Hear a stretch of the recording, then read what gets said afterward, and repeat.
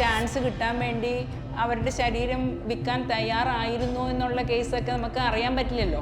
അമ്മ എന്നുള്ള സംഘടനയും ഈ സിനിമാ ലോകവും ഒക്കെ ഈ കഴിഞ്ഞ കുറെ കാലത്തെ സിനിമാ ലോകമൊക്കെ ആ രീതിയിൽ വലിയൊരു പരാജയമാണ്. അതിന്റെ ഒരു ഓഫ് ഷൂട്ട് മാത്രമായിട്ട് ഞാനിതിനെ കാണുന്നു.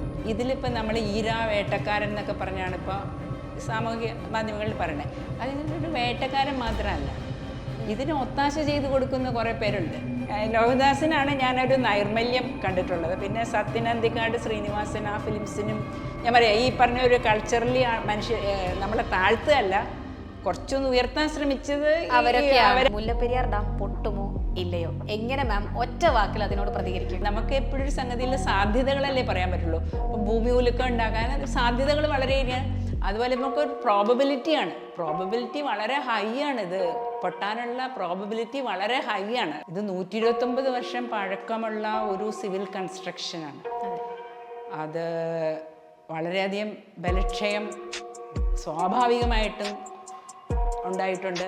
പുതിയ ഡാം പണിയുന്നതിനോട് മാം യോജിക്കുന്നില്ല. ഡീകമ്മീഷൻ ചെയ്യുക എന്നുള്ളതാണ് ആവശ്യം. നമ്മളിപ്പോൾ കോടതിയെ മുഴുവനായിട്ട് ന്യായീകരിക്കുകയല്ല, തെറ്റുകൾ പല ഭാഗത്തു നിന്നും എല്ലാം ഉണ്ടാവുന്നുണ്ട്. ഇപ്പോൾ ഗാഡ്ഗിൽ കമ്മീഷൻ റിപ്പോർട്ട് അനുസരിച്ചിട്ട് ഇവിടെ ഇനി പുതിയ ഡാമുകൾ ആ മേഖലയ്ക്ക് താങ്ങാൻ പറ്റില്ല, അത് പാടില്ല എന്നാണ് പറഞ്ഞിട്ടുള്ളത്. നാളെയാണോ പൊട്ടണത്, മറ്റന്നാളാണോ പൊട്ടണത്, 1 കൊല്ലം കഴിഞ്ഞിട്ടാണോ 2 കൊല്ലം കഴിഞ്ഞിട്ടാണോ പൊട്ടണത് നമുക്ക് പറയാൻ പറ്റില്ല. ഹാർവിയോറ, the exclusive collection of adenium plants. ഇനി നിങ്ങളുടെ വീടിന്റെ അകത്തളങ്ങളിൽ ഹാർവിയോറ അഡീനിയം പ്ലാന്റ്സ് പുഷ്പിച്ചു നിൽക്കും. വെബ്സൈറ്റ് വഴി ഓർഡർ ചെയ്ത് കഴിഞ്ഞാൽ ഇന്ത്യയിൽ എവിടെയും ഫ്രഷ് ആയി ഞങ്ങൾ അഡീനിയം പ്ലാന്റ് നിങ്ങളുടെ വീട്ടിൽ എത്തിച്ചു തരും. കൂടുതൽ വിവരങ്ങൾക്കായി ഹാർവിയോറ വെബ്സൈറ്റ് സന്ദർശിക്കുക. Milestone makers presents open your file. അടച്ചുവെച്ച ചില ഫയലുകൾ തുറന്നുകൊണ്ട് നമ്മളോടൊപ്പം സംസാരിക്കാൻ ഇന്നുള്ളത് പ്രൊഫസർ സൂസൻ ജോൺ ആണ്. നമസ്കാരം മാം. നമസ്കാരം. അപ്പോൾ നമുക്ക് ഒരുപാട് വിശേഷങ്ങൾ ഇന്ന് ചോദിക്കാനുണ്ട്. കുറേ ക്വസ്റ്റ്യൻസ് ഒക്കെ ആയിട്ടാണ് ഞാൻ മാമിൻ്റെ മുന്നിൽ എത്തിയിരിക്കുന്നത്.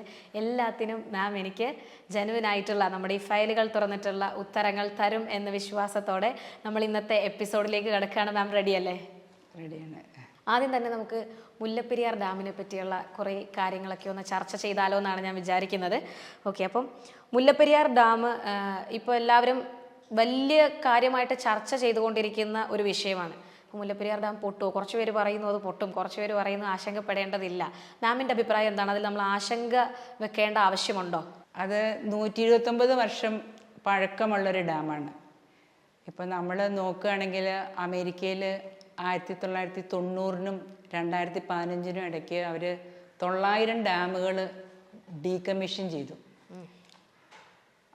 അത് മനുഷ്യരുടെ സുരക്ഷ മാത്രമല്ല, പല ഡാമുകളുടെയും ഇക്കോളജിക്കലായിട്ട് അതുകൊണ്ടുള്ള പ്രയോജനങ്ങളും അതുകൊണ്ടുള്ള ദൂഷ്യങ്ങളും കൂടെ തമ്മിൽ വിലയിരുത്തി നോക്കുമ്പോൾ പലപ്പോഴും ഈ ഡാമുകളുടെ ഗുണത്തിലേറെ അതുകൊണ്ട് ദോഷങ്ങളുണ്ടാകുന്നു എന്നുള്ള ഒരു തിരിച്ചറിവ് കൂടുതലായിട്ട് ഉണ്ടായിട്ടാണ് ഈ ഡീകമ്മീഷനിങ് കൂടുതലുണ്ടായിട്ടുള്ളത്. പക്ഷെ നമ്മളെ സംബന്ധിച്ചിടത്തോളം ഗുണത്തിൻ്റെ ദോഷത്തിൻ്റെ മാത്രമല്ല ഒരു വിഷയം. ഇത് 129 വർഷം പഴക്കമുള്ള ഒരു സിവിൽ കൺസ്ട്രക്ഷനാണ്. അത് വളരെയധികം ബലക്ഷയം സ്വാഭാവികമായിട്ടും ഉണ്ടായിട്ടുണ്ട്. തീർച്ചയായിട്ടും. അത് അന്ന് സിമൻറ്റ് പ്രചാരത്തിൽ ഇല്ലായിരുന്ന ഒരു കാലത്താണ് ഈ ഡാം പണിതിട്ടുള്ളത്. അത് അന്ന് സുർക്കി മിശ്രിതമാണ് ഉപയോഗിച്ചത്. നമുക്ക് നമ്മുടെ പഴയ വീടുകളിലൊക്കെ നോക്കിയാൽ പണിതിട്ടുള്ള വീടുകൾ, ചുണ്ണാമ്പ് കൊണ്ട് കെട്ടിയിട്ടുള്ള വീടുകളൊക്കെ നോക്കിയാൽ നമുക്കറിയാം, അത് പൊളിക്കുമ്പോൾ തന്നെ കല്ലൊക്കെ മുഴുവനോടെ കിട്ടും. അതെ. നേരെ മറിച്ച് ഇപ്പോൾ സിമെൻറ്റ് കൊണ്ട് കെട്ടിയതിൽ അത്രയും കിട്ടില്ല. കാരണം എന്തുകൊണ്ടെന്ന് വെച്ചാൽ ആ ബോണ്ടിങ് അത്ര കുറവാണെന്നാണ് നമ്മളതിൽ നിന്ന് മനസ്സിലാക്കേണ്ടത്. സിമെൻറ്റിലും ശക്തി കുറഞ്ഞ ഒരു ഇതാണ് ഈ സുർക്കി മിശ്രിതം. അങ്ങനെ കെട്ടിയൊരു ഡാമാണ്. 129 വർഷം പഴക്കമുണ്ട്.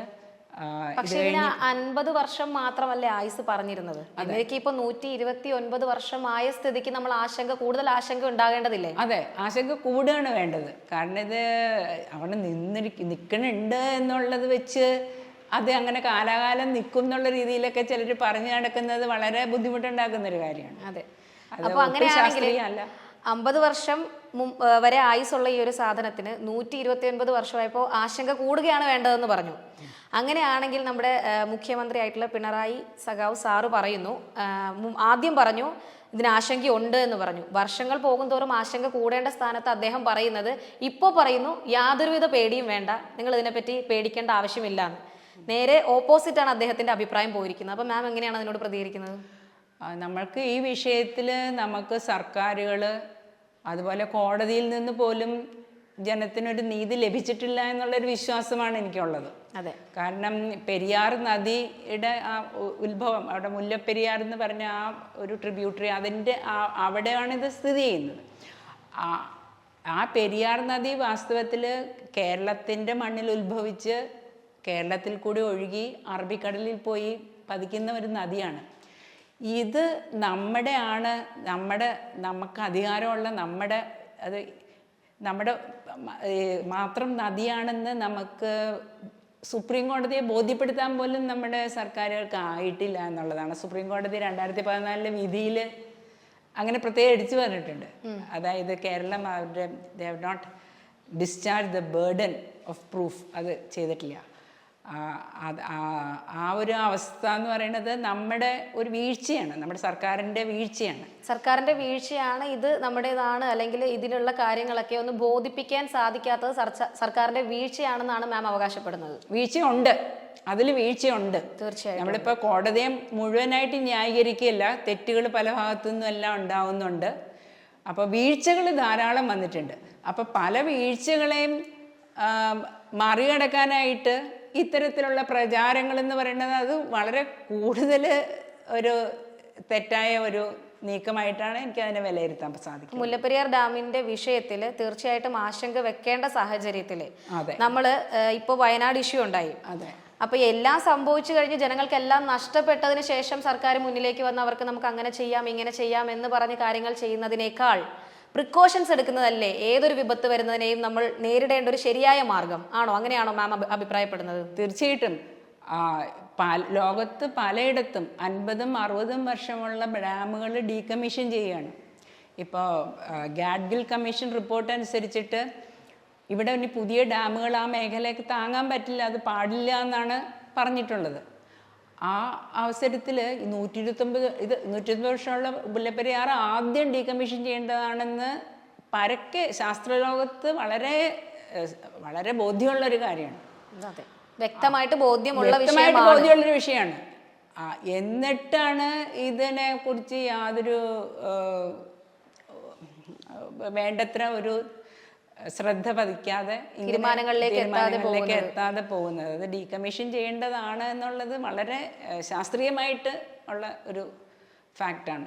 തമിഴ്നാടിന്റെ ഭാഗത്ത് നിന്ന് ഇപ്പോഴും മുല്ലപ്പെരിയാർ ഡാമിൽ ജലനിരപ്പ് ഉയർത്തണം എന്ന അവകാശവാദമാണ് എനിക്ക് തോന്നുന്നത്, അല്ലെ? അങ്ങനെയാണ് അവര് അവകാശപ്പെടുന്നത്. അപ്പൊ അങ്ങനെയാണെങ്കിൽ അത് കേരളത്തെ ഇപ്പോൾ തന്നെ മോശമായി ബാധിക്കുന്ന നിലയിൽ ഇനിയും ജലനിരപ്പ് ഉയർത്തണം എന്ന് പറയുമ്പോൾ കേരളം ഏത് തരത്തിലൊരു തീരുമാനത്തിലേക്ക് എത്തണം എന്നാണ് മാം ആഗ്രഹിക്കുന്നത്? കേരളം അത് ഒരു തരത്തിൽ സമ്മതിക്കാൻ പാടില്ല. കാരണം ഇത് വലിയൊരു ഭീഷണിയാണ്. അഥവാ തമിഴ്നാടിൻ്റെ വെള്ളം എന്ന് പറഞ്ഞാൽ നമ്മൾ പ്രയോറിറ്റൈസ് ചെയ്യുകയാണെങ്കിൽ തന്നെ തീർച്ചയായിട്ടും ഇങ്ങനെ ഒരു ബോംബ് പോലെ അവിടെ നിൽക്കുന്നതിനെ തീർച്ചയായിട്ടും അതിനെ മാറ്റുക എന്നുള്ളതാണ് ആദ്യത്തെ പ്രയോറിറ്റി. ഒരു ഇന്ത്യയുടെ ഒരു നാഷണലായിട്ട് ലെവലായിട്ട് നോക്കുകയാണെങ്കിൽ തന്നെ അതാണ് ആദ്യത്തെ പ്രയോറിറ്റി. പിന്നെ വെള്ളം എത്തിക്കാനായിട്ട് വേറെ പല മാർഗങ്ങളും ഒക്കെ ശാസ്ത്രീയമായിട്ട് പ്രപ്പോസൽസ് ഉണ്ട്. അതായത് അവിടെ ഒരു പൈപ്പ്, വേറൊരു പൈപ്പിലോട്ട് അവിടേക്ക് ചില ടണൽ, അങ്ങനെ ചില പ്രപ്പോസൽസ് ഉണ്ട്. അപ്പം അതിനെക്കുറിച്ച് പറയാനായിട്ടുള്ള ഞാനൊരു വിദഗ്ധ അഭിപ്രായത്തിന് മുതിരുന്നില്ല. പക്ഷേ ഒരു പുതിയ ഡാം കെട്ടുക എന്ന് ചിലരൊക്കെ പറയുന്നുണ്ട്. അതിന് എതിരായിട്ട് വളരെയധികം ശാസ്ത്രീയമായിട്ടുള്ള സത്യങ്ങൾ നിലനിൽക്കെ, ഫാക്ട്സ് നിലനിൽക്കെ അതിനോട് ഞാൻ യോജിക്കുന്നില്ല. പുതിയ ഡാം പണിയുന്നതിനോട് മാം യോജിക്കുന്നില്ല. ഡീകമ്മീഷൻ ചെയ്യുക എന്നുള്ളതാണ് ആവശ്യം. അപ്പം നമുക്ക് ക്ലിയർ ആയിട്ട് ഇതിനൊരു പരിഹാരം കണ്ടെത്തുക എന്ന് പറഞ്ഞു കഴിഞ്ഞാൽ മാം എങ്ങനെയായിരിക്കും ഗവൺമെന്റിനോട് അല്ലെങ്കിൽ ജനങ്ങളോടൊരു സൊല്യൂഷൻ എന്ന രീതിയിൽ മാമിന്റെ ഇത്രയും നാളത്തെ അറിവ് വെച്ചിട്ട് മാം എങ്ങനെയായിരിക്കും ഒരു ആൻസർ കൊടുക്കുക? നമുക്ക് എന്തായാലും ഇത്രയും ആശങ്കയുള്ള ഒരു കാര്യത്തിന് പരിഹാരം വേണമല്ലോ. ജലനിരപ്പ് ഉയർത്താൻ നമുക്ക് സാധിക്കില്ല, പുതിയ ഒന്ന് പണിയാൻ നമുക്ക് സാധിക്കില്ല. പിന്നെ നമുക്കിത് എങ്ങനെ പരിഹരിക്കാം ഏറ്റവും ഉചിതമായ രീതിയിൽ? അല്ല, നമ്മളിപ്പോൾ വലിയൊരു ഭീഷണി നേരിട്ടുകൊണ്ടിരിക്കുമ്പോൾ ആദ്യം നമ്മൾ ആലോചിക്കേണ്ടത് അതകറ്റുക. അതെ. അത് കഴിഞ്ഞിട്ട് അതിൻ്റെ കൂടെ തന്നെ നമുക്ക് എന്തൊക്കെ സൊല്യൂഷൻസ് ഉണ്ടോ അതൊക്കെ നോക്കുക. ഇപ്പം വെള്ളം എത്തിക്കാനായിട്ടാണ് എൻജിനീയേഴ്സ് പറഞ്ഞിട്ടുള്ളത്, ചിലത് ടണൽ, പിന്നെ ചില പൈപ്പ്, അങ്ങനെ ചില പ്രപ്പോസൽസ് ഉണ്ട്. അത് ശാസ്ത്രീയമായ പഠനങ്ങളിൽ കൂടി തന്നെ വേണം തീരുമാനിക്കാനായിട്ട്. ഇപ്പോൾ IIT റൂർക്കിയും IIT ഡൽഹിയുടെയും പഠനം അനുസരിച്ചിട്ട് അത് തീവ്ര മഴ വന്നാൽ അല്ലെങ്കിൽ ഭൂമി കുലുക്കം ഉണ്ടായാൽ 6 റിക്ടർ സ്കെയിലിൽ 6 കൂടുതലായ ഭൂമി കുലുക്കം ഉണ്ടായാൽ ഇത് തകർന്നു പോകും. അങ്ങനത്തെ ഭീഷണി നേരിട്ടുണ്ട്. ഇതെല്ലാം ഇപ്പോൾ സംഭവിച്ചുകൊണ്ടിരിക്കുക. ഇപ്പോൾ ഗ്ലോബൽ വാർമിംഗ് ഒക്കെ വന്നിട്ട് ഇപ്പോൾ ഇതെല്ലാം ഈ പറഞ്ഞ കാര്യങ്ങളെല്ലാം സംഭവിച്ചുകൊണ്ടിരിക്കുകയാണ്. അപ്പം മാം ഈ പറയുന്നത് വെച്ച് നമ്മൾ ചിന്തിക്കുകയാണെന്നുണ്ടെങ്കിൽ ഏത് നിമിഷവും എന്തും സംഭവിക്കാം. അങ്ങനെയാണെങ്കിൽ ഒറ്റ വാക്കിൽ മാം ഉത്തരം പറയാൻ ഞാൻ പറഞ്ഞു കഴിഞ്ഞാൽ മുല്ലപ്പെരിയാർ ഡാം പൊട്ടുമോ ഇല്ലയോ, എങ്ങനെ മാം ഒറ്റ വാക്കിൽ അതിനോട് പ്രതികരിക്കും? അല്ല, അതല്ല ഞാൻ പറഞ്ഞു, അത് ഒറ്റ വാക്കിൽ പറയാൻ പറ്റില്ല. കാരണം എന്ന് വെച്ചാൽ ഇത് പൊട്ടാനുള്ള നമുക്ക് എപ്പോഴും ഒരു സംഗതിയിലെ സാധ്യതകളല്ലേ പറയാൻ പറ്റുള്ളൂ. ഇപ്പം ഭൂമി കുലുക്കം ഉണ്ടാക്കാൻ സാധ്യതകൾ വളരെയേറെയാണ്. അതുപോലെ നമുക്കൊരു പ്രോബബിലിറ്റി വളരെ ഹൈ ആണ്. ഇത് പൊട്ടാനുള്ള പ്രോബബിലിറ്റി വളരെ ഹൈ ആണ് നമ്മൾ ശാസ്ത്രീയമായിട്ട് നോക്കുകയാണെങ്കിൽ. അപ്പോൾ ഇത് തീർച്ചയായിട്ടും അത് ഡീകമ്മീഷൻ ചെയ്ത് അത് കളയുക, ആ ത്രെറ്റ് കളയുക ജനത്തിൻ്റെ. ഇത് വെച്ചാൽ വലിയൊരു കാറ്റസ്ട്രോഫി ഉണ്ടാവാൻ പോണത്. ഭാവിയിൽ സംഭവിക്കാൻ പോകുന്ന ഒരു കാര്യം സംഭവിക്കുമെന്ന് ആസ് എ ഹ്യൂമൻ ബീങ് നമുക്ക് ഉറപ്പിച്ച് പറയാൻ പറ്റില്ല. സാധ്യതകളെ പറയാം, പൊട്ടാതിരിക്കാൻ പറയാൻ പറ്റുള്ളൂ. അതിൽ പൊട്ടും എന്നുള്ളതാണ്, പൊട്ടാനാണ് പ്രോപ്പർലി സാധ്യത കൂടുതൽ എന്നാണ് മാമിന്റെ സൈഡിൽ നിന്ന് പറയുന്നത് അല്ലേ? അതായത് ഇത്രയും വലിയ ഒരു ഭീഷണിയെ അകറ്റുക എന്നുള്ളത്, മാറ്റുക എന്നുള്ളത് വളരെ അത്യാവശ്യമുള്ളൊരു കാര്യമാണെന്നുള്ളതാണ് ഞാൻ പറയണത്. ഓക്കെ, അപ്പോ മാം പറയാണ് പൊട്ടില്ലയോ എന്നുള്ളത് നമുക്കിപ്പോ നാളെയാണോ പൊട്ടണത്, മറ്റന്നാളാണോ പൊട്ടണത്, 1 കൊല്ലം കഴിഞ്ഞിട്ടാണോ 2 കൊല്ലം കഴിഞ്ഞിട്ടാണോ പൊട്ടണത് നമുക്ക് പറയാൻ പറ്റില്ല. ഓക്കെ, അപ്പൊ മാം പറയുകയാണ് ഗവൺമെന്റിന്റെ ഭാഗത്തു നിന്നുള്ള വീഴ്ചയെ പറ്റി നമ്മൾ തീർച്ചയായിട്ടും ഇവിടെ പറയുകയാണ്. അങ്ങനെയാണെങ്കിൽ ഇപ്പോ സ്റ്റിൽ ഈ ഒരു ടൈമിൽ നമ്മുടെ കേരളത്തിലുള്ള ആൾക്കാരെ ഏറ്റവും അധികം ചർച്ച ചെയ്തുകൊണ്ടിരിക്കുന്ന ഒരു വിഷയമാണ് ഹേമ കമ്മിറ്റിയുടെയും സിനിമാ മേഖലയിൽ സംഭവിച്ചുകൊണ്ടിരിക്കുന്ന ഒരു വിഷയം. അവിടെയും ഗവൺമെന്റിന്റെ ഭാഗത്ത് നിന്നുള്ള വീഴ്ചയല്ലേ? കാരണം ഇത് 2017 വന്നൊരു കാര്യമാണ്, ചർച്ച നടക്കുന്നതാണ്. 2019 കുറച്ചുകൂടെ സ്ട്രോങ് ആകേണ്ട സാഹചര്യം ഉണ്ടാകുന്നു. അതിനുശേഷം 2024 ഇത് ഇത്രത്തോളമുള്ളൊരു ചർച്ചയായിട്ട് മാറുക, അല്ലെങ്കിൽ ഇതൊരു മാറ്ററായിട്ട് പല ആൾക്കാരും ഏറ്റെടുക്കേണ്ട സാഹചര്യം വരുന്നത്. അങ്ങനെയാണെങ്കിൽ അതും എന്തുകൊണ്ട് ഗവൺമെന്റ് ഇത് പുറത്തേക്ക് കൊണ്ടുവരാൻ ഇത്രയും സമയമെടുത്തു, ഇത്രയും വർഷങ്ങളെടുത്തു? അതും ഗവൺമെന്റിന്റെ ഭാഗത്തുനിന്ന് തന്നെ ഉള്ള ഒരു വീഴ്ചയല്ലേ? അവിടെ ഒരു വിഷയം കൂടി ഉള്ളതെന്ന് പറഞ്ഞു കഴിഞ്ഞാൽ, ഹേമ കമ്മീഷൻ ഞാൻ മനസ്സിലാക്കിയെടുത്തോളം പരാതികൾ ശേഖരിക്കാനായിട്ട് നടന്നപ്പോൾ ആളുകൾക്ക് മുന്നോട്ട് വരാൻ, ഓപ്പണായിട്ട് മുന്നോട്ട് വരാൻ പലരും മടിച്ചു നിന്നു. അതുകൊണ്ട് തന്നെ ഇവർ ആരോടും പറയില്ല, ഞങ്ങൾക്ക് വിവരങ്ങൾ പഠിക്കാനാണ് എന്ന് പറഞ്ഞ് അവരുടെ കോൺഫിഡൻഷ്യാലിറ്റി പ്രോമിസ് കൊടുത്തു. നിങ്ങളാണ് ഇങ്ങനെ പറഞ്ഞതെന്നൊന്നും പറയില്ല എന്ന് പറഞ്ഞ ഒരു പ്രോമിസ് കൊടുത്തിട്ടാണ് ഇവർ റിപ്പോർട്ട് ഉണ്ടാക്കിയത്. അപ്പോൾ അത് സർക്കാരിലും എഴുതി കൊടുത്തിരുന്നു, ഇത് പുറത്തുവിടാൻ പാടില്ല, ഇങ്ങനത്തെ കുറേ കാര്യങ്ങളൊന്നും പുറത്തുവിടാൻ പാടില്ല എന്ന് പറഞ്ഞൊരു ഇത് അവർ വെച്ചിരുന്നു. എനിക്ക് സമാനമായൊരു അനുഭവം എനിക്കുണ്ട്. ഞാൻ കോളേജിൽ പഠിപ്പിക്കുന്ന സമയത്ത് ഈ പറഞ്ഞ പോലെ കുറേ റാഗിങ് ഇഷ്യൂസൊക്കെ ഉണ്ടായിരുന്നു. അപ്പോൾ പെൺകുട്ടികൾക്ക് റാഗിങ്ങിൽ കുറച്ച് ചെറിയ തോതിലുള്ള ഒരു മൈൽഡായിട്ടുള്ള ഒരു സെക്ഷുവൽ അസോൾട്ട്സ്, അത് വെച്ചാൽ പിച്ച് അങ്ങനെ കുറച്ച് ചെറുതായിട്ടൊക്കെ ഉണ്ടായിരുന്നു. അപ്പോൾ അത് ഈ പറഞ്ഞ പോലെ ആരും നേരെ ഒന്ന് പറയാൻ ധൈര്യം ഉണ്ടായിരുന്നില്ല. അന്ന് ഒരു കുട്ടിയുടെ ഇത് കിട്ടി, ഒരു കംപ്ലൈൻറ്റ് കിട്ടി. അപ്പോൾ കുറച്ചും കൂടെ കംപ്ലൈൻറ്റ് വേണം എന്ന് അന്ന് എൻക്വയറി കമ്മീഷൻ പറഞ്ഞിട്ട് എന്നെ ചുമതലപ്പെടുത്തി അതൊന്ന് കുറച്ച് കുട്ടികളുടെ കംപ്ലൈൻറ്റ്. അത് വളരെ ബുദ്ധിമുട്ടുള്ളൊരു കാര്യമാണ്. അപ്പം ഞാൻ പലരും ചെയ്യുമ്പോൾ കുട്ടികൾ പറയില്ല, കുട്ടികൾക്ക് പറയാൻ ധൈര്യമില്ല. അങ്ങനെ എല്ലാവരെയും കൂടെ കൂട്ടി അവസാനം ഞങ്ങൾ ആരോടും പറയില്ല, ഞങ്ങൾ മാത്രം അറിയാനാണ്, നിങ്ങൾ അനുഭവങ്ങൾ എഴുതി തരാൻ പറഞ്ഞു. അപ്പോൾ നിങ്ങളുടെ പേരൊന്നും എഴുതണ്ട, എന്ന് പറഞ്ഞ് എഴുതാൻ ഞാൻ ഇപ്പോഴും ഓർക്കുന്നുണ്ട്. കുട്ടികൾ കരഞ്ഞുകൊണ്ടാണ് അവരുടെ അത്രയും ഡിസ്ട്രെസ്സിങ് ആയിരുന്നു അത്രയും അവരുടെ അധികം അനുഭവങ്ങൾ. പല മേഖലകളിലുമുള്ള കുട്ടികൾ ഇങ്ങനെയുള്ള കാര്യങ്ങളുടെ ബുദ്ധിമുട്ട് അനുഭവിക്കുന്നുണ്ട്. എനിക്ക് തോന്നുന്നു ഇങ്ങനെയുള്ള ബുദ്ധിമുട്ടുകൾക്ക് വേണ്ടിയിട്ട് നിലവന്ന ഒരു കാര്യമാണ് ഹേമ കമ്മീഷൻ എന്ന്. അപ്പോൾ പല ആൾക്കാർക്കും ഇപ്പോൾ ഭയങ്കരമായ ചർച്ച നടക്കുകയാണ്. ഹേമ കമ്മീഷൻ എവിടെ നോക്കിയാൽ ഇതിനെപ്പറ്റി തന്നെയാണ് ചർച്ച. പക്ഷെ എനിക്ക് തോന്നുന്നു ഒരുപക്ഷെ ആൾക്കാർക്കെങ്കിലും ഇതിനെപ്പറ്റി ധാരണ കുറവുണ്ട്. എന്താണ് ഹേമ കമ്മീഷൻ എന്ന് അറിയാത്ത കുറച്ച് ആൾക്കാരെങ്കിലും ഉണ്ട്. അപ്പൊ മാമിന്റെ അഭിപ്രായത്തിൽ അതിനെ എങ്ങനെയാണ് നമുക്കൊന്ന് ഡിഫൈൻ ചെയ്യാൻ സാധിക്കുക? എന്താണ് ഹേമ കമ്മീഷൻ എന്ന് മാമിന് എങ്ങനെയാണ് ഡിഫൈൻ ചെയ്യാൻ സാധിക്കുക? ഞാൻ ഹേമ കമ്മീഷൻ അവരാ ചെയ്തത് കാര്യം വളരെയധികം ഞാൻ അപ്രീഷിയേറ്റ് ചെയ്യാണ്. കാരണം വെച്ചാൽ ഞാൻ പറഞ്ഞല്ലോ, അത് ചെറിയ ചെറിയ വിഷയങ്ങളായിരുന്നുള്ളിലും അങ്ങനത്തെ ചെറിയ വിഷയങ്ങളാണെങ്കിൽ പോലും ഈ കുട്ടികൾക്ക് ഇത് പറയാനൊക്കെ വളരെ ബുദ്ധിമുട്ടുള്ള ഒരു ഇതാണ്. അപ്പോൾ ഇവിടെ നടന്നിട്ടുള്ളത്, സിനിമാ മേഖലയിൽ നടന്നിട്ടുള്ളത് അതിലൊക്കെ വളരെ ഒരു ഡീപ്പർ ലെവലിൽ നടന്നിട്ടുള്ള വിഷയങ്ങളാണ്. അപ്പോൾ ആളുകൾക്ക് പറയാനൊക്കെ വളരെ ബുദ്ധിമുട്ടുണ്ട്. അപ്പോൾ അവരതൊക്കെ കളക്ട് ചെയ്തു എന്ന് പറയുന്നത് ഒരു വലിയ നേട്ടം തന്നെയാണ്. അതുപോലെ WCCയുടെ സപ്പോർട്ട്, അതിനെയൊക്കെ ഞാൻ വളരെയധികം അഭിനന്ദിക്കുകയാണ്. ഞങ്ങളന്ന് ചെയ്തത് എന്താണെന്ന് വെച്ചാൽ, നമ്മളന്ന് പക്ഷേ ഇവരെ ആരുടെയും ഇതൊന്നും ഞാൻ തന്നെ ഒരു ലോക്കറിൽ വെക്കുകയാണ് ചെയ്തത്. ഈ ഇത് മുഴുവൻ ഈ കിട്ടിയത്. എന്നിട്ട് നമ്മൾ ഒരു ഇതെഴുതി കൊടുത്തു, ഇങ്ങനെയൊക്കെ നടക്കുന്നുണ്ട് എന്നും പറഞ്ഞ് എഴുതി കൊടുക്കുകയും അത് ഞങ്ങൾ ടീച്ചേഴ്സ് മാത്രം ഒപ്പിട്ട് കൊടുക്കുകയാണെന്ന് ചെയ്തത് വിഷയത്തിൽ. ഇങ്ങനെയുള്ള പല മേഖലകളിലും ഇങ്ങനെയുള്ള വിഷയങ്ങൾ എപ്പോഴും ഭയങ്കര കോൺഫിഡൻഷ്യൽ ആയിട്ടാണ് ആൾക്കാർ ഹാൻഡിൽ ചെയ്യുന്നത്, നടക്കുന്നത്. ഇപ്പോൾ ഈ സിനിമ മേഖലയിലാണല്ലോ ഇപ്പോൾ ഏറ്റവും കൂടുതൽ നടന്നുകൊണ്ടിരിക്കുന്നത്. സിനിമയിലുള്ള ഓരോ ആൾക്കാരെയും ഒരുപക്ഷെ നമ്മുടെ വീട്ടിലുള്ള മെമ്പേഴ്സ് ആയിട്ടാണ് കുറേ ആൾക്കാർ കാണുന്നത്. കാരണം നമ്മളുടെ സൗണ്ട് വീട്ടിൽ കേൾക്കുന്നത് പോലെ തന്നെ നമ്മളെപ്പോഴും TV കാണുന്ന ആൾക്കാർ എപ്പോഴും നമ്മുടെ വീട്ടിൽ കേൾക്കുന്ന ആൾക്കാരുടെ സൗണ്ടാണ്, അല്ലെങ്കിൽ നമ്മുടെ വീട്ടിലുള്ള ആൾക്കാരെ പോലെയാണ് ഓരോ ആക്ടേഴ്സും ഒരുപക്ഷെ. കാരണം അതുകൊണ്ട് ഞാൻ എടുത്ത് ചോദിക്കുകയാണ്, അങ്ങനെയുള്ള ആൾക്കാരൊക്കെ ഇങ്ങനെ ആയിരുന്നോ എന്ന് തിരിച്ചറിയേണ്ട ഒരു സാഹചര്യം 2024 എത്തി നിൽക്കുകയാണ്. നമ്മൾ സ്ഥിരമായി കണ്ടുകൊണ്ടിരുന്ന, നമ്മൾ ഇങ്ങനെ വിചാരിച്ചു വെച്ചിരുന്ന ആൾക്കാർ ഇങ്ങനെ ആയിരുന്നോ എന്ന് ചിന്തിക്കേണ്ട ഒരു സാഹചര്യത്തിലേക്ക് നമ്മൾ എത്തുന്നു. എനിക്ക് ഈ വിഷയത്തെക്കുറിച്ച് പറയുമ്പോൾ ഇതിൽ ഒരുപാട് ഇഷ്യൂസ് ഉണ്ട്.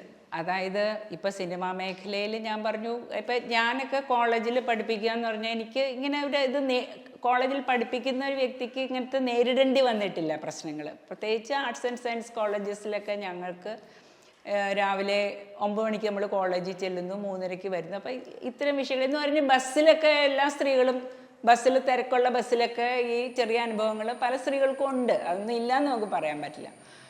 അപ്പോൾ സിനിമാ മേഖലയെ സംബന്ധിച്ചിടത്തോളം അവരുടെ സാഹചര്യങ്ങൾ ഇതിനൊക്കെ കുറച്ചും കൂടെ കൂടുതൽ സൗകര്യങ്ങൾ കൊടുക്കുന്നു എന്ന് മാത്രമല്ല, അതായത് മറ്റ് മേഖലകളെ അപേക്ഷിച്ച് സിനിമാ മേഖലയിൽ ഇതിനുള്ള സൗകര്യവും സാധ്യതയും കൂടുതലായതുകൊണ്ടാണ് സിനിമാ മേഖലയാണ് കൂടുതൽ പ്രശ്നമുള്ള മേഖലയെന്നാണോ മാം പറഞ്ഞു വരുന്നത്? കൂടുതൽ തീർച്ചയായിട്ടും അവിടെ കൂടുതൽ അതിൻ്റെ സാഹചര്യങ്ങൾ കൂടുതലായിട്ടുണ്ട്.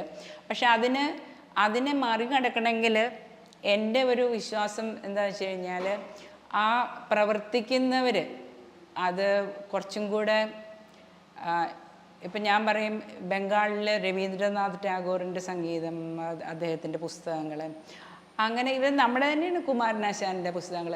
അപ്പം ആ രീതിയിൽ നമുക്ക് കൾച്ചറലായിട്ട് ഉയരുന്ന, ആ നല്ല ഉയർച്ച കൊടുക്കുന്ന തരത്തിലുള്ള ക്രിയേഷൻസ് വരുവാണെങ്കിൽ അത്രയും സാധ്യത കുറയും. കാരണം എല്ലാവരുടെയും ആ ഹോൾ യൂണിറ്റ് ആ രീതിയിൽ ആണ് നീങ്ങണേന്നുള്ളതാണ് ഞാൻ പറഞ്ഞു വരുന്നത്. അപ്പോൾ അതിൻ്റെ കൂടെ എനിക്ക് പറയാനുള്ളത്, ഇതിലിപ്പോൾ നമ്മൾ വേട്ടക്കാരൻ എന്നൊക്കെ പറഞ്ഞാണ് ഇപ്പോൾ സാമൂഹ്യ മാധ്യമങ്ങളിൽ പറയണത്. അതിനൊരു വേട്ടക്കാരൻ മാത്രമല്ല, ഇതിന് ഒത്താശ ചെയ്ത് കൊടുക്കുന്ന കുറേ പേരുണ്ട്. ഇപ്പോൾ ആ ഹോട്ടലിലാണ് സംഭവിക്കണമെങ്കിൽ ആ ഹോട്ടൽ ഉടമ അല്ലെങ്കിൽ ഹോട്ടലിലെ മാനേജർ, അങ്ങനെ ഇതിനകത്ത് ഒത്താശ ചെയ്ത് കൊടുക്കുന്ന ധാരാളം പേരുണ്ട് എന്നുള്ളത് നമ്മൾ മറക്കാൻ പാടില്ല. ഇപ്പോൾ പൂക്കോട് വെറ്ററിനറി കോളേജിലെ സംഭവം ഉണ്ടായത്, ആ സിദ്ധാർത്ഥ് എന്ന് പറഞ്ഞ വിദ്യാർത്ഥിയെ 3 ദിവസം പീഡിപ്പിക്കുകയും അടിക്കുകയും ഇടിക്കുകയും എല്ലാം ചെയ്ത് 3 ദിവസം കഴിഞ്ഞിട്ടാണ് ഇയാൾ മരിച്ചു പോണത്, ഈ കുട്ടി സ്റ്റുഡൻറ്റ് മരിക്കണത്. അതിൽ 130 പേര് ഇത് കണ്ടിട്ടുണ്ട്. ഇവർക്കൊക്കെ ഇവരുടെയൊക്കെ ഒരു സാമൂഹ്യ ബോധ്യം എന്താണ്? ഇതൊക്കെ വളരെയധികം സാമൂഹികമായിട്ടുള്ള വലിയൊരു അധപ്പതനം നമുക്ക് ഉണ്ടായിട്ടുണ്ടെന്നുള്ളത് നമ്മൾ തിരിച്ചറിഞ്ഞേ പറ്റൂ. അതുകൂടാതെ 400 പേര് ആ ക്യാമ്പസിലുണ്ടായിരുന്നു. ആ 400 പേർക്കും ഇതിനെക്കുറിച്ച് ഒരു നേരെ ദൃക്സാക്ഷികളല്ലെങ്കിൽ പോലും അവർക്കും ഇതൊക്കെ സംഭവിക്കുന്നു എന്ന് അറിഞ്ഞിരിക്കുകയാണ്. എന്നിട്ടും ആരും പറയുന്നില്ല. അപ്പൊ ഇതിൽ സത്യം പറഞ്ഞാൽ ഇരയും വേട്ടക്കാരനും മാത്രമല്ല ഒരുപാട് പേര് ഇൻവോൾവ് ആകുന്നുണ്ട്. ഇപ്പൊ സിനിമാ മേഖലയിൽ ഇങ്ങനെ ഒരു സംഭവം നടക്കുമ്പോൾ അവിടെ എല്ലാവർക്കും അറിയാവുന്ന ഒരു കാര്യമാണ്, സിനിമാക്കാരുടെ ഒരു സംഘടനയാണ് അമ്മ എന്ന് പറയുന്ന ഒരു സംഘടന.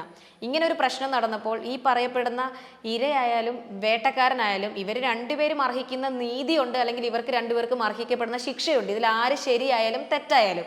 അപ്പൊ അങ്ങനെയുള്ള സാഹചര്യത്തിൽ ഈ പറഞ്ഞ ചുറ്റും ഉള്ള വ്യക്തികൾ, മാം പറഞ്ഞു അതിൽ ചിലപ്പോൾ ഒത്താശ ചെയ്യുന്നവരുണ്ടാവാം, അല്ലെങ്കിൽ അതിനെ സംരക്ഷിക്കാൻ ശ്രമിക്കുന്നവരുണ്ടാകാം, നശിപ്പിക്കാൻ ശ്രമിക്കുന്നവരുണ്ടാകാം. എന്ത് തന്നെയായാലും ഇതിൽ സംഘടിതരായിട്ടുള്ള ആൾക്കാർ, നേതൃത്വം കൊടുക്കുന്ന ആൾക്കാർ ഇതിലൊരു തീരുമാനം ഉണ്ടാക്കുക, അഭിപ്രായം പറയുക, മുന്നിലേക്ക് വരിക എന്നതിന് പകരം ഈ അമ്മയെന്ന് പറയുന്ന സംഘടന ഇപ്പോൾ ഏകദേശം നശിച്ചു എന്നുള്ളൊരവസ്ഥയിലേക്ക് എത്തി നിൽക്കുകയാണ്. പലരും അതിൽ ഏറ്റവും അഭിപ്രായം പറയേണ്ട കാര്യഗൗരവപ്പെട്ട ആൾക്കാർ മിണ്ടാതെ ഇറങ്ങിപ്പോകുന്ന ഒരു സാഹചര്യത്തിലേക്കാണ് വരുന്നത്.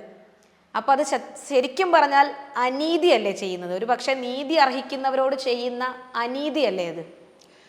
ഞാൻ പറഞ്ഞു വന്നത് എന്താണെന്ന് വെച്ച് കഴിഞ്ഞാൽ, ആ ഒരു ഞാൻ പറഞ്ഞില്ലേ, ഇപ്പോൾ രവീന്ദ്രനാഥ് ടാഗോർ എങ്ങനെ അവിടെ ഉയർത്തിയിട്ടുണ്ട്, അവിടുത്തെ ആ സമൂഹത്തെ എങ്ങനെ ഉയർത്തിയിട്ടുണ്ട്, അതുപോലെ തന്നെ ഇപ്പോൾ മാക്സിം ഗോർക്കി റഷ്യയിൽ എങ്ങനെ ഉയർത്തിയിട്ടുണ്ട്, ടോൾസ്റ്റോയ് ഇവരൊക്കെ എങ്ങനെ ഉയർത്തിയിട്ടുണ്ട്, അല്ല ഫ്രഞ്ച് റവല്യൂഷന് മുമ്പ് റൂസോ ഇവരൊക്കെ എങ്ങനെ ഉയർത്തിയിട്ടുണ്ട്. നേരത്തെ മാം പറഞ്ഞു കൾച്ചറലി അവരെ ഉയർത്തി എന്ന് പറഞ്ഞു. അല്ല, ഞാൻ അതൊന്ന് പറഞ്ഞു തരട്ടെ. ഇപ്പൊ കുമാരനാശാനൊക്കെ ഇവിടെ നമുക്ക് നമ്മുടെ അടുത്ത കാലത്ത് ഉണ്ടായിട്ടുള്ള കുമാരനാശാൻ, അങ്ങനെ ഈ അമ്മ സംഘടനയോ ഇവിടുത്തെ സിനിമാ ലോകമോ ചെയ്തിട്ടില്ല. അവർ കുറച്ചും കൂടെ താഴ്ത്തിയിട്ടേ ഉള്ളൂ എന്നുള്ളതാണ് എൻ്റെ കംപ്ലൈന്റ്. അതായത് അവരുടെ കലാമൂല്യം ഇന്നത്തെ സിനിമാ സംഘടനയ്ക്കോ ഇന്നത്തെ സിനിമാ മേഖലയിലോ വ്യക്തികൾക്കോ ഇല്ല. കലാമൂല്യമല്ല ഞാൻ പറയണത്, ഒരു കൾച്ചറലായിട്ടുള്ള ഒരു വെറും ആർട്ട് മാത്രം, ആർട്ടെന്ന് വേണേൽ പറയാം, കാരണം art of the highest form, ആ ഒരു കൾച്ചറലായിട്ട് ഉയർത്തിയിട്ടില്ല ഈ അമ്മ സംഘടനയോ സിനിമാ മേഖലയോ ചെയ്തിട്ടില്ല എന്നുള്ളത് ഞാൻ എന്നും ആരോപിക്കുന്നൊരു കുറ്റമാണ്. പണ്ട് തൊട്ടേ ആരോപിക്കുന്നൊരു കുറ്റമാണ്, ഇപ്പോഴും ഞാനത് ആരോപിച്ചു. ചുരുക്കം ചില സിനിമകൾ ഇല്ലയെന്ന് ഞാൻ പറയില്ല കേട്ടോ, even in new generation films ചുരുക്കം ചിലത് ഇല്ലയെന്ന് ഞാൻ പറയില്ല. പക്ഷേ ആകെ കൂടെ നമ്മൾ നോക്കുകയാണെങ്കിൽ സംഘടന അതിൽ വലിയൊരു പരാജയമാണ്. അമ്മയെന്ന് പറയുന്ന സംഘടനയും ഈ സിനിമാ ലോകവും ഒക്കെ ഈ കഴിഞ്ഞ കുറെ കാലത്തെ സിനിമാ ലോകമൊക്കെ ആ രീതിയിൽ വലിയൊരു പരാജയമാണ്. അതിന്റെ ഒരു ഓഫ് ഷൂട്ട് മാത്രമായിട്ട് ഞാൻ ഇതിനെ കാണുന്നുള്ളൂ.